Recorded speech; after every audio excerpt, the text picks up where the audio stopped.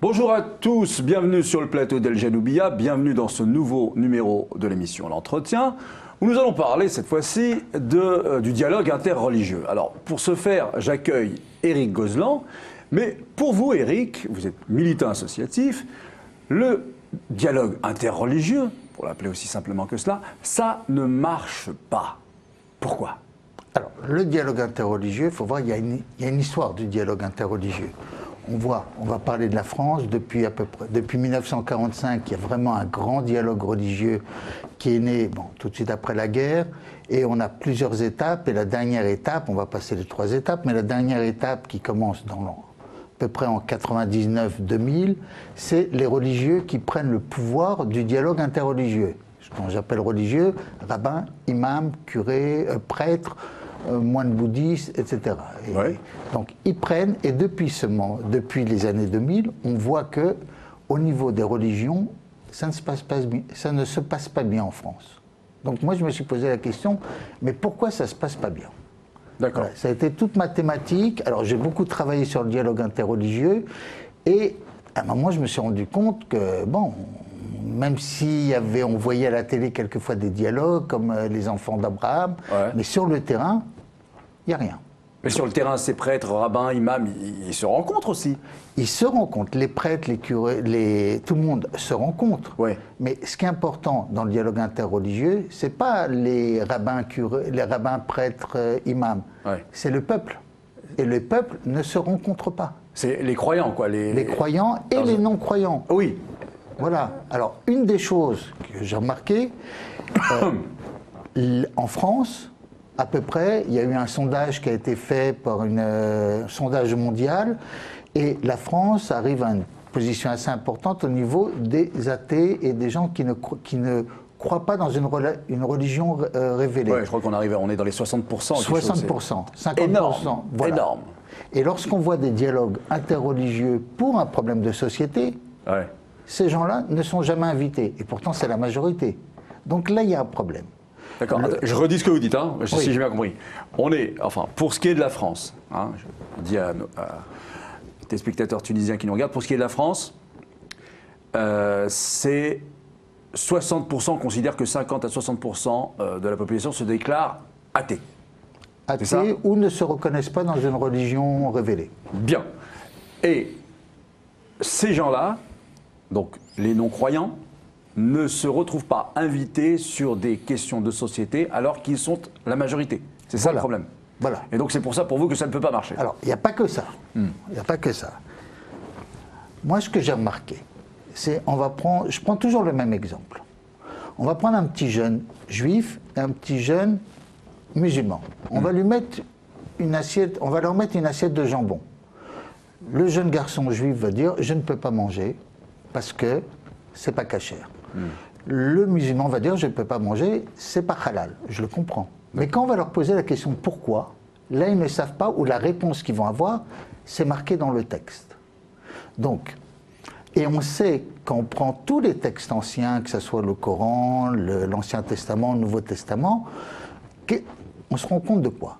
La religion, ça sert à quoi? La religion, c'est une sorte de codex pour arriver à une spiritualité. C'est ça.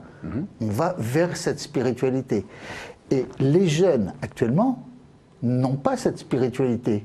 Parce que ne pas manger du jambon, ça, on va dire que c'est la religion. Savoir pourquoi, ça, c'est la spiritualité. D'accord. Et ça, les hommes du culte, tous les dignitaires religieux, ont oublié d'apprendre. Donc il n'y a plus de discussion Donc entre les gens. oublier d'enseigner le sens. Le sens. Et le dialogue interreligieux, quand on veut dialoguer entre deux religions, on pose des questions. Et pourquoi tu fais ça? Et pourquoi je fais ça? Et je me suis rendu compte, ça fait quelques années, pendant le Ramadan, on avait organisé dans une université, il y avait un jeune de la religion juive aussi, qui est tombé à peu près à la même époque. Donc ils ont cassé le jeûne en même temps. Des juifs et des musulmans. Des juifs et des musulmans. Ouais. Et la question que je leur avais posée, c'était des étudiants. Alors pourquoi vous jeûnez? Et je me suis rendu compte qu'à part c'est écrit dans les textes, pourtant c'était des étudiants, il n'y avait pas grand-chose. Donc, il y a ce... Et j'en veux beaucoup donc, aux dignitaires religieux d'avoir coupé cette spiritualité. En plus, lorsqu'il y a un dialogue religieux, on va mettre un rabbin, un prêtre et un imam ensemble. Ils vont se faire des sourires, c'est normal, il y a la télé, il y a du public. Mais quand ils vont discuter, chacun va venir en défendant sa religion, comme s'il était un ambassadeur de sa religion. Donc, et en plus, il y a deux choses. Un, il arrive comme ambassadeur. Deux, il prend la religion comme un dogme. Pour lui, la religion est un dogme. Et on sait très bien qu'un dogme, il n'y a pas de lecture critique dans le dogme. Donc, et au travers toutes les philosophies du monde, s'il n'y a pas une lecture critique, on ne peut pas avancer.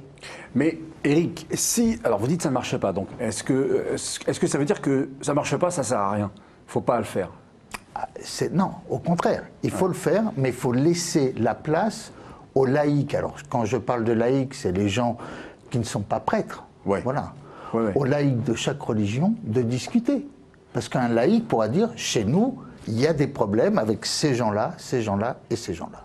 Le deuxième gros problème qu'il y a dans le dialogue interreligieux, c'est que, je vais vous expliquer, on va prendre l'hébreu, et je pense que c'est les mêmes racines en arabe. Le mot paix, tout le monde pense que c'est shalom ou salam. Mais non. La paix, shalom, c'est pas paix. Shalom, ça vient de la racine shalem, qui veut dire être entier. Donc la plénitude. Donc, si je veux faire la paix, il faut que d'abord que je sois entier avec moi-même. Donc ça veut dire qu'il faut que je me connaisse. Pour pouvoir déjà accepter la critique de l'autre, pouvoir critiquer l'autre. Faut qu'on se connaisse. Non. Et quand on voit que dans les religions, on voit, admettons, quand un rabbin libéral va dans une synagogue orthodoxe, je pense qu'il aura, si un rabbin orthodoxe va dans une synagogue libérale, le rabbin orthodoxe sera rappelé à l'ordre par sa hiérarchie très rapidement. C'est interdit. C'est interdit. D'accord. On voit le nombre de morts entre chiites, sunnites. Au sein de la communauté musulmane, en France, on voit les guerres, que ce soit des guerres de pouvoir, des guerres entre les pays. Donc, comment on peut discuter avec l'autre si déjà je me dispute avec mon frère? Donc, avant de dialoguer avec l'autre, il faut déjà qu'on arrive chacun à dialoguer avec ses propres corrigionnaires. Oui. D'accord. Et donc, tant que, si je résume, tant qu'on n'a pas réussi une unité avec les siens, pensez qu'il faut remettre à plus tard le dialogue avec les autres. Non, mais ça peut, non, on peut discuter. Parce que ça, si on fait ça, ça peut contribuer à davantage encore non, on peut, creuser le fossé. On peut. Il y a deux discussions qu'on doit avoir. C'est entre les religions, entre les chrétiens, juifs et musulmans, bouddhistes, et à l'intérieur de chaque religion aussi. Il doit y avoir un dialogue. Mais il n'y aura jamais, Éric, et vous le savez. C'est difficile. À l'intérieur des religions? Et à l'intérieur des religions. Surtout à l'intérieur des religions. Alors pourquoi il n'y aura pas? Pourquoi avant, admettons au temps d'Averroès, au temps de Maïmonide, il y avait? Parce que les gens étaient spirituels. Ils réfléchissaient. D'accord. Et là, ce qu'on voit maintenant, c'est assez intéressant de voir qu'il n'y a plus de grands penseurs religieux depuis quelques années. On n'entend plus. Quand on voit que le seul bouquin de pensée sur le judaïsme, c'est Bernard-Henri Lévy, il n'a jamais été rabbin, et quand on le lit, bon, c'est bien gentil, mais c'est pas... Il n'y a pas trop de commentaires. Donc on n'apprend plus à penser aux gens.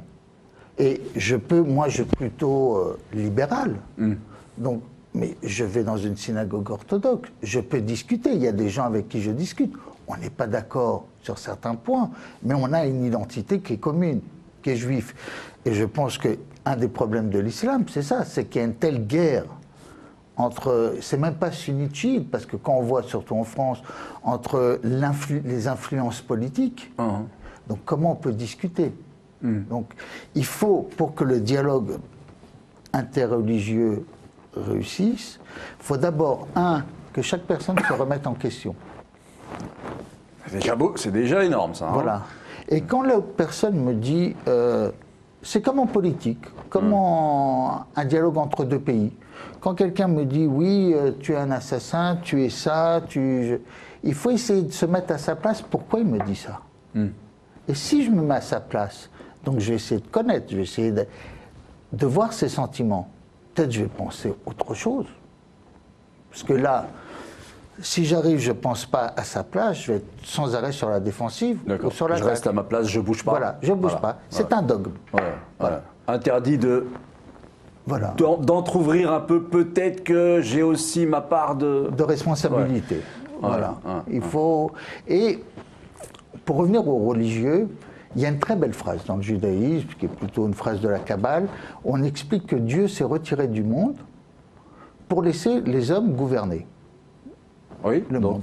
Donner la voilà, je trouve ça très beau. Gérer. Donc moi je dis aux dignitaires religieux, retirez-vous un petit. Si Dieu s'est retiré pour laisser diriger le monde, donc vous, retirez-vous un petit peu. Mais vous, Éric, vous pensez que ces dignitaires religieux, ces responsables religieux, qu'ils soient rabbins ou prêtres ou imams, vous pensez qu'ils ont déjà tant de pouvoir que ça sur la société? Maintenant, oui. Vous pensez? Dans les religions, oui. Si on parle des religions, oui. Parce que moi, j'ai l'image que, finalement, par exemple, pour ce qui est des imams, en dehors de la khotba du vendredi, les croyants ne les voient quasiment pas. Quasiment pas. Donc comment? Alors je ne sais pas comment ça se passe forcément chez les autres. Je pense que c'est un peu pareil. Ils les voient rarement, ils les voient à des occasions précises pour ceux qui se rendent à l'office. Hein. Et que finalement, ils ne peuvent pas avoir tant d'influence que cela. Alors, ils ont une influence, parce que les gens, dès qu'ils parlent de religion, vu qu'ils n'ont très peu de connaissances, ils vont dire « Ah ben le rabbin ou l'imam m'a dit ». Oui, parce que ça on l'entend souvent. Oui. Voilà. Ouais. Donc c'est ça l'influence. C'est ça l'influence, d'accord. C'est ça cette influence. Alors, c'est un argument d'autorité, quoi. L'imam m'a dit. Si le rabbin, le curé ou l'imam m'a dit, alors c'est parole sainte. C'est ça qui est dangereux. Il n'y a pas de. On ne vérifie pas. On compare pas des avis. Parce que on prend deux imams sur un verset, peut-être chacun aura, ou deux rabbins. Un avis différent. Oui. Voilà. Mais celui de sa paroisse, on accepte. Ce qu'il a dit, comme le disent les chrétiens, c'est parole d'évangile. D'accord. Le problème qu'on a aussi dans les religions, c'est qu'à peu près 80%, c'est soit des juifs de Kippour, soit des musulmans du Ramadan. Voilà. Ces gens-là sont dégoûtés de la religion, ne veulent plus y aller. Vous parlez des juifs et des musulmans? Et des musulmans. Ouais. Les 80% qui ne vont ni à la synagogue ni à la mosquée. Ils ne veulent pas y aller. Et au lieu que les dignitaires religieux se posent la question, mais pourquoi ils ne veulent pas venir? Qu'est-ce qui s'est passé? Avant, tout le monde allait à la messe, avant, tout le monde allait à la synagogue ou à la mosquée, mais là, maintenant, presque plus personne n'y va. 80% n'y vont pas. Et au lieu de réfléchir, de se dire, tiens, comme un business, bah là, il y a un problème, les clients sont partis. Non. On va dire, ah ben s'ils sont partis, c'est qu'ils sont ou des cofards, ou ils croient plus en Dieu, etc. Mais peut-être pas. Peut-être ils ne se sentent pas représentés par ces dignitaires religieux. Donc, on revient toujours à la spiritualité, il n'y a aucune autocritique de chez eux. Non seulement il n'y a pas de critique de leur religion, mais il n'y a aucune autocritique. Et alors, je comprends, et vous le comprenez qu'il n'y ait aucune autocritique de la part de ces dignitaires? Non, je ne le comprends pas. Tout simplement qu'il y a aussi naturellement une position sociale qu'ils ont acquise peut-être, et donc par conséquent un pouvoir, et donc tout homme, une fois qu'il a goûté, enfin c'est très difficile pour lui tout simplement de se retirer. Oui, mais là, il faut être une très très grande humilité. Oui, mais là on parle d'hommes religieux qui sont là pour apprendre la religion. C'est pas un prof qui apprend une théorie, voilà, ou des sciences nat. Non. Il apprend la religion. Et quand on prend tous les textes, tous les prophètes, ils ont tous eu des maîtres. Et après, les maîtres ont dit, ah ben, c'est lui le prophète, c'est lui qui est plus fort que moi. Et là, les religieux n'acceptent pas. Les dignitaires religieux. Et lorsque vous êtes quelqu'un qui n'est pas religieux, et vous pouvez être un penseur de la religion. Bien sûr, oui. Vous pouvez prendre ça comme la philosophie, comme de l'histoire. Alors vous êtes rejeté. Vous ne comprenez rien parce que vous ne mangez pas kasher ou vous ne mangez pas halal. Vous pensez qu'ils craignent un danger? Je pense qu'ils craignent de perdre leur pouvoir. Si on prend un jeune... Mais jusqu'où ça irait, ça, cette crainte de perdre leur pouvoir? Est-ce que vous pensez, je précise ma question, est-ce que vous pensez que ça peut aller chez eux jusqu'à mieux vaut des lieux de culte qui se vident plutôt que je perde ma place? Plutôt qu'au nom de la religion, je préfère moi partir et laisser... je pense que malheureusement, de plus en plus d'imams disent, ou de rabbins, vaut mieux rester entre nous, mais au moins faire une vraie religion. De plus en plus. Ils essayent d'attirer des gens, par différents moyens, mais quand la personne commence à poser trop de questions, on le met à l'écart. Il embête. Et on revient à ce que je disais tout à l'heure. Si les religieux, si les dignitaires faisaient que la religion soit le codex et on prend l'assiette de jambon, mais le jeune, il a le droit de poser la question. Ce qu'il faut lui apprendre au jeune, ok, on va lui apprendre que c'est pas kasher, que c'est pas halal. Que c'est interdit. Mais on va lui expliquer pourquoi. Parce qu'après, à quoi on arrive? On arrive à des extrémistes. C'est marqué dans le texte. Point final. Ils vont vous dire, ils vont faire n'importe quelle action, bonne ou mauvaise, c'est marqué dans le texte. Et on sait très bien que dans le texte, on peut trouver tout et son contraire. C'est la beauté de tous les textes saints, c'est qu'on peut un peu tout trouver. Chacun peut trouver ce qu'il cherche. Ce qu'il cherche. Donc, alors quelle solution, Éric? Je vais vous donner un exemple. Il y a marqué dans la Bible, dans l'Ancien Testament, par exemple, une femme adultère doit être condamnée à mort. Voilà. Quand on lit ça, on se dit... Lapidation. Voilà, la lapidation. On se pose des questions, mais alors il y a des gens qui ont réfléchi. Alors si on s'arrête au texte, voilà, on voit une femme... on attrape une femme adultère, lapidation. Voilà. C'est ça que ça veut dire, voilà. Clairement. Ok. Mais si on va un peu plus loin des textes, on voit tous les commentaires qu'il y a autour. On réfléchit, ce qu'ont dit les penseurs, ce qu'ont dit les rabbins, ce qui est marqué aussi dans d'autres textes sacrés. On la lapide plus. Non, parce que pour condamner à mort, c'est tellement difficile de condamner à mort qu'on ne peut pas condamner. C'est impossible de condamner quelqu'un à mort. Donc, mais ça se fait par l'étude. On prend un texte et on l'étudie jusqu'à la fin. Pour ça que moi, quand j'ai commencé à étudier la Torah, pour une phrase, on passe une journée, des fois, pour une phrase, pour un mot. Je vais vous donner un exemple. Le mot, dans la Bible, il y a marqué le mot tsarir, qui veut dire j'ai besoin ou je dois. Sacrée différence. Oui. Voilà, je dois manger kasher ou j'ai besoin de manger kasher. C'est une sacrée différence. Donc là, la spiritualité fait qu'on va réfléchir. Quelle signification on va donner à ce mot? Si on s'arrête au texte, alors un rabbin va dire c'est marqué tu dois, donc on doit, point final, on ne pose pas de questions. D'accord. Mais justement, ça, on est arrivé à, quand même, dans la mondialisation, c'est pas trop l'invitation à réfléchir. C'est plutôt l'invitation à consommer très rapidement, même des versets finalement. Donc, est-ce qu'il est possible, pensez-vous, que la tendance s'inverse aujourd'hui, avec la société telle qu'elle est? Alors ça, c'est le rôle de l'éducation à changer. On prend, je vais vous donner un autre exemple, dans la société non religieuse, on va sur Google, on tape quelque chose, si on n'apprend pas à nos enfants comment se servir de Google, eh bien, ils vont prendre la première ligne. La première ligne, voilà. Et on ne sait pas exactement sur quoi alors, ils peuvent tomber sur un truc bien, mais un truc complètement mauvais. Donc l'éducation a un grand rôle là-dedans, d'apprendre aux gens à réfléchir. C'est le principal, l'éducation. C'est de ça, c'est la base de tout. Alors, est-ce qu'on va vers un monde un peu dramatique comme ça? Je ne le pense pas. Je pense qu'à un moment, on le voit, ne serait-ce que les gens quittent les religions.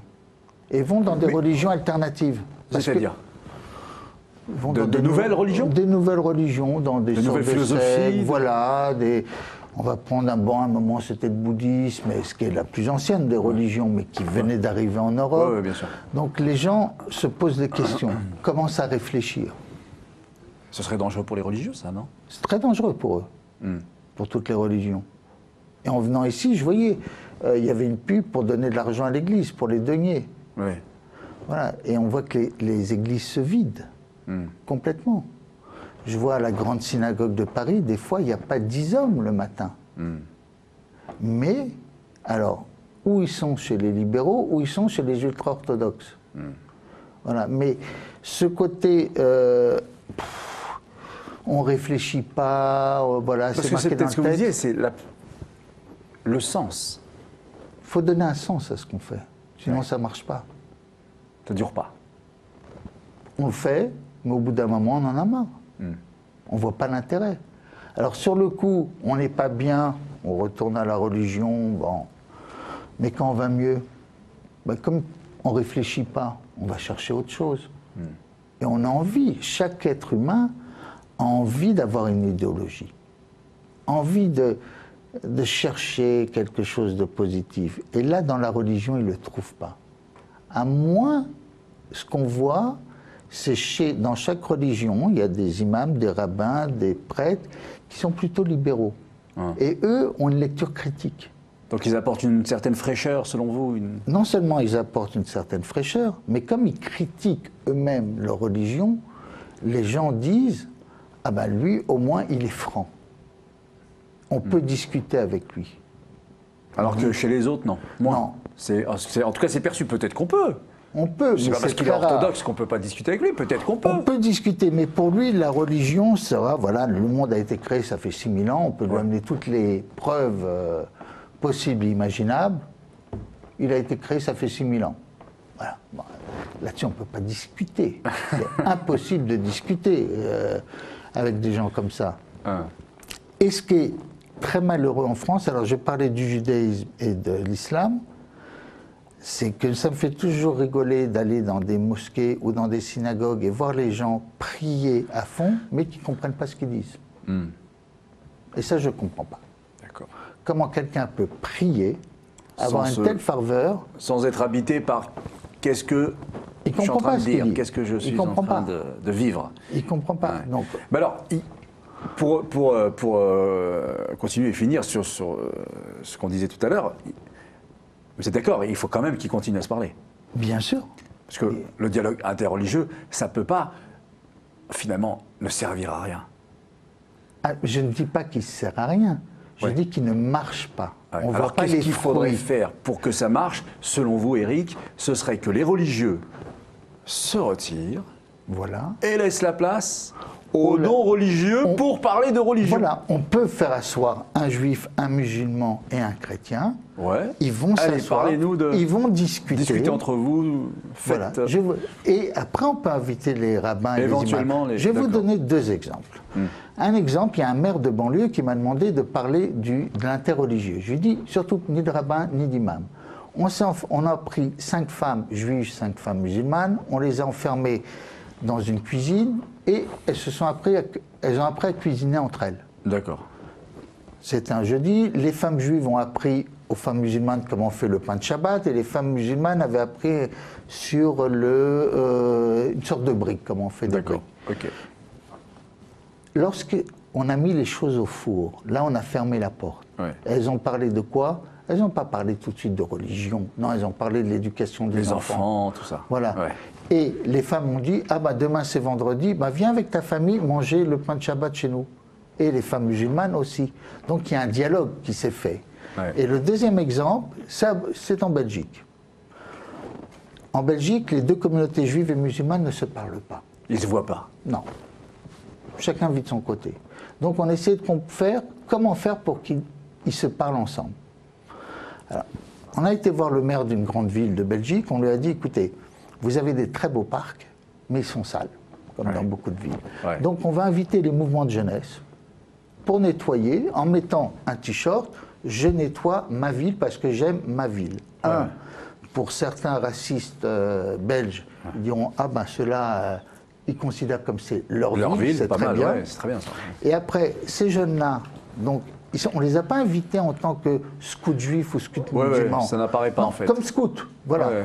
Chacun est Citoyens venu, de leur localité, quoi, voilà, de leur ville. chacun est venu. Ce qu'on avait fait, donc on les avait mis un à côté de l'autre. On avait coupé quelques sacs pour que des choses tombent, parce que si tout se passe bien, ils ne vont pas dialoguer ensemble. Donc, ils ont commencé à nettoyer, il y a un sac qui s'est craqué, donc automatiquement, mettons le juif a demandé aux musulmans, tu vas, passe-moi ton sac, tu peux m'aider. Et ils ont dit, et à la fin, on a fait un pot. On s'est tous retirés, et ils avaient entre 15 et 18 ans, donc il y a la magie, de la drague entre eux, bon voilà. Ouais. Mais en fin de compte, on a créé un dialogue interreligieux, parce qu'ils ont parlé, mais sans leur dire. Ouais. Parce que si on leur avait dit, vous venez en tant que scout juif ou musulman, ils seraient venus avec cette identité. Avec une espèce de... Voilà. Ah. Tandis que là... Je représente ma communauté. Je représente, voilà. Ouais. Tandis que là, ils ont discuté, et maintenant ils font des activités ensemble, parce qu'ils se sont... Voilà, il y a des gens qui se sont aimés, il y en a qui se sont pas aimés. D'accord. Mais alors, ce sera ma dernière question, mais finalement, alors l'école, elle en fait tous les jours alors du dialogue interreligieux, puisqu'elle ne dit pas... on ne demande pas aux enfants quelle est leur confession, et vous pouvez vous retrouver, tel est musulman, tel est juif, tel est athée, tel est... Finalement, elle fait du dialogue interreligieux sans le dire. Elle vit la laïcité, l'école. Elle ne fait pas de dialogue interreligieux, elle vit la laïcité. Ouais. Bah, ce serait ça alors, le dialogue interreligieux, la laïcité. Ou c'est différent? C'est différent. La laïcité, tout le monde vit ensemble, et chacun... Sa religion, on la garde à la maison. Ce qui me fait très peur. Oui, mais les enfants entre eux, ils ne gardent pas ça à la maison. Ils discutent entre eux. Ils discutent. Ils disent, moi je mange ci, moi je suis musulman, moi je suis... Voilà, mais ils s'en foutent. Quand on voit les enfants, beaucoup d'enfants s'en foutent. Au moins dans Paris. Alors, il y a le problème de la banlieue. Il y a certains départements autour de Paris où il n'y a plus un enfant juif. Comme à Bruxelles, il n'y a pas un enfant juif dans une école publique. Alors, qu'est-ce qui se passe? Ces enfants vont aller dans des écoles religieuses. Et on voit de plus en plus d'écoles religieuses, musulmanes, catholiques, juives. Alors plus personne ne se verra là. Hein. Et là, il n'y a plus aucun dialogue. Eh oui. Et l'enfant juif qui était, par exemple, dans une école publique, et qui n'est pas religieux, mais parce que les parents ont peur, donc l'ont mis dans une école juive. Qu'est-ce qu'il va penser? Ah, mais on m'a mis dans une école juive parce que eux peuvent être méchants avec moi. Ouais. Donc j'ai peur d'eux. Ouais, bah oui. Donc les écoles religieuses, moi, ça m'inquiète un petit peu. Parce que chacun reste dans son coin. Même les musulmans vont avoir se lancent de plus en plus dans leurs écoles privées. Et donc il y a eu les catholiques en premier, je parle pour ce qui est de la France. Et donc là, effectivement, les gens ne se verront plus. Non, les jeunes ne vont plus se voir. Et là, ça va être... Ça, c'est inquiétant. Un communautarisme, voilà. Et quand on voit dans les écoles religieuses... C'est généralement pas des gens très libéraux qui dirigent les écoles religieuses. Généralement non, oui. Voilà. Donc on arrive, ça va être des orthodoxes qui vont dire, bah voilà, c'est comme ça et on ne discute pas. D'accord. Merci Éric Gozlan pour cet éclairage. À bientôt pour un nouveau numéro de l'émission L'Entretien sur Al Janoubia TV. Au revoir.